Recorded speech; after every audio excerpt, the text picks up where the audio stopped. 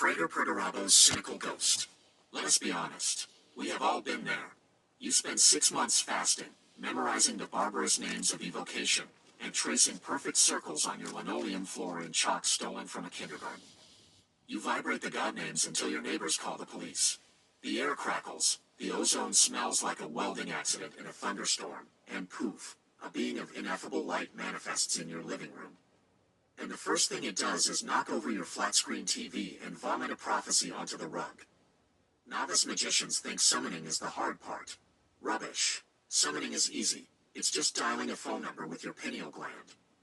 The hard part is living with roommates that are made of burning hydrogen and possess zero concept of personal space or indoor plumbing. If you insist on keeping a tetragrammaton terrier or a seraphim Siam in your studio apartment, you must learn to house train it. Otherwise, you will spend the rest of your incarnation cleaning divine truth out of the upholstery. Step 1. Choosing your breed. Know your mess. Not all angels are suitable for indoor living. Before you open a portal, consider the square footage. The cherubim. Terrible choice. They have 4 faces: lion, ox, eagle, man, and too many wings. They shed feathers everywhere, and the ox face drools. Also, they constantly scream, "Holy, holy, holy," at 3 a.m. The Othanum, the wheels, do not summon these if you live on an upper floor. They are literally spinning wheels covered in eyes. They have no brakes. They will roll through your load-bearing walls. The Archangels, the working breeds. Michael is a guard dog but bites the mailman. Raphael is a therapy dog but won't stop judging your diet. Gabriel is a husky, loud, dramatic, and howls every time you try to sleep. Step 2. The litter box, containing the fallout. Angels do not excrete biological waste. They excrete carmine miracles. While this sounds lovely, miracle residue is a nightmare to clean. It stains reality. If an angel relieves itself in the corner, suddenly that corner becomes a pilgrimage site. You'll have weeping statues and tourists in fanny packs lining up in your kitchen. The solution: you need a lead-lined litter box. The tray must be cast from pure lead to block radiation and inscribed with the sigil of "Not in my house." The litter: do not use clay. Use shredded copies of The Secret or crushed skepticism. It absorbs the excess holiness. Scooping: use tongs made of consecrated iron. Do not touch the droppings with your bare hands, or you will accidentally start a new religion. Step 3. Basic commands.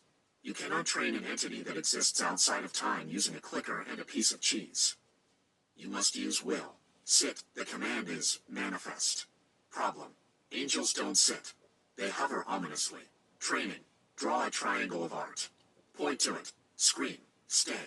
If they drift out of the triangle, banish them to the corner, the abyss, for 5 minutes. Down. The command is condense.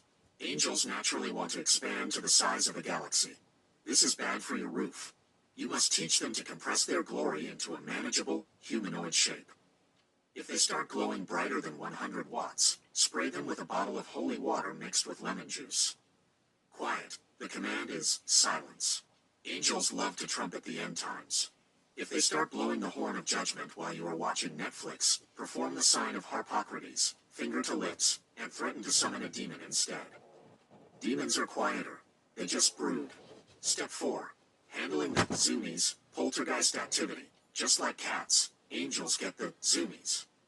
Usually around twilight. Suddenly, gravity reverses. Your plates start orbiting the chandelier. The temperature drops to absolute 0. The angels start speaking in tongues backward. Do not panic. This is just excess astral energy burning off. Do not join in. Do not try to interpret the tongues. It's usually just cosmic gibberish like, "The color blue tastes like Tuesday."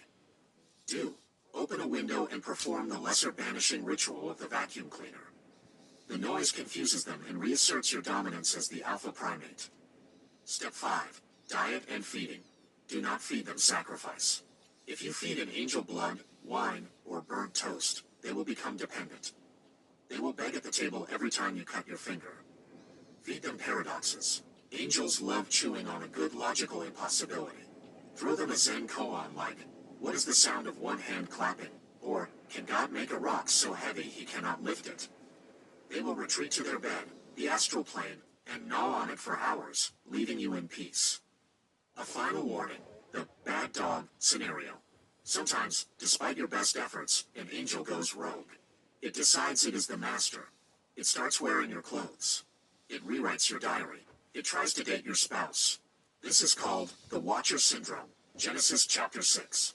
If this happens, do not hesitate. There is no rehabilitation. You must grab the rolled up newspaper of the Holy Kabbalah, smack it on the nose, and shout the ultimate command.